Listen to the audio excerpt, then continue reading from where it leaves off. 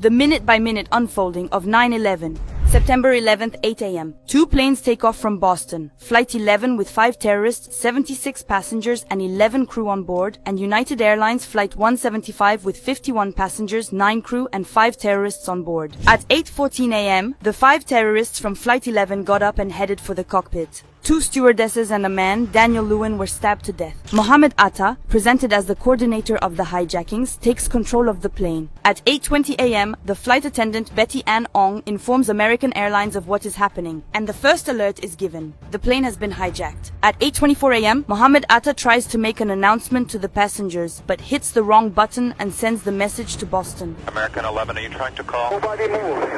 Everything will be okay. At the same time, Flight 77 takes off from Washington with 5 terrorists on board. 20 minutes later, a fourth flight, 93 from Newark, was in the air with 4 terrorists. At 8:46 a.m., America is on the brink of chaos. Flight 11, the first to take off, slammed into the North Tower of the World Trade Center at 490 miles per hour. All passengers were killed instantly as the plane opened a gigantic breach in the upper floors of the tower, which immediately burst into flames. At 8:49 a.m., American TV channels went live. CBS and CNN interrupted their programs and launched special broadcasts. No one yet knew what was happening, but the images were staggering. At 8:50 a.m., US President George Bush was notified, and the hypothesis of an accident was initially put forward. Then, at 9 a.m., the 2 towers were evacuated, but it was already too late. At 9:03 a.m., Flight 175 struck the second tower of the World Trade Center. George Bush was reading a book to an elementary school class when his chief of staff whispered in his ear that America was under attack. The president leaves the classroom in a hurry, already talking about a potential terrorist attack. 10 minutes later, at 9:17 a.m., the passengers of Flight 77 bound for the Pentagon call their loved ones to inform them that the aircraft has been taken hostage by terrorists armed with knives and box cutters.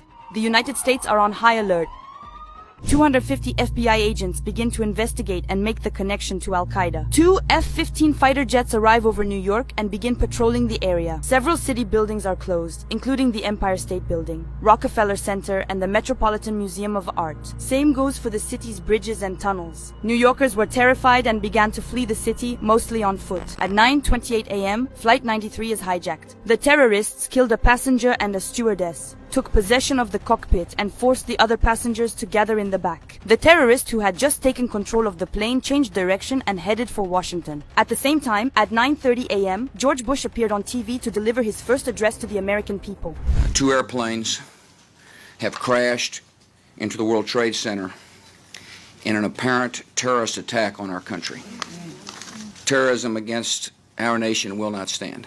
At 9:35 a.m., air traffic controllers noticed that Flight 77 has changed direction and is getting dangerously close to the Pentagon. Vice President Dick Cheney was taken to a secure bunker, and 2 minutes later, at 9:37 a.m., Flight 77 crashed into the Pentagon at 530 miles per hour. All 65 passengers were killed instantly, while 125 people lost their lives on the ground. At the same time, the National Air Traffic Control Agency ordered all aircraft in flight to land as soon as possible, while the White House and Capitol were evacuated.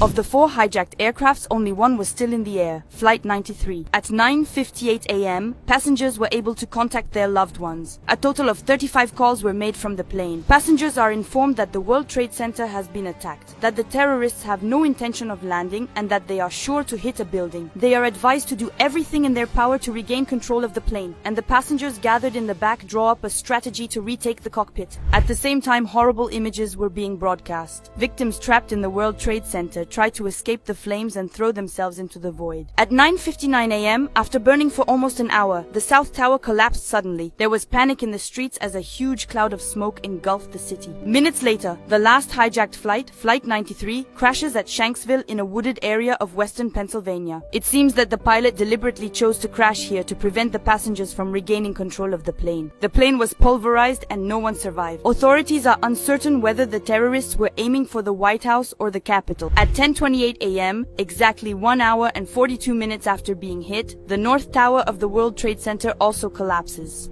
More than 1,600 people, employees trapped in the tower, and firefighters were killed, at which point the attacks and their direct consequences were formally over. In less than 2 hours, 4 planes crashed, destroying the World Trade Center and damaging the Pentagon. At 6:54 p.m., George W. Bush returned to the White House. While no one yet knew who was behind the tragedy, a senior U.S. official confirmed that Osama bin Laden's Al-Qaeda group was suspected of involvement in the attacks. At 8:30 p.m., President Bush addresses the nation. None of us will ever forget this day, yet we go forward to defend freedom and all that is good and just in our world.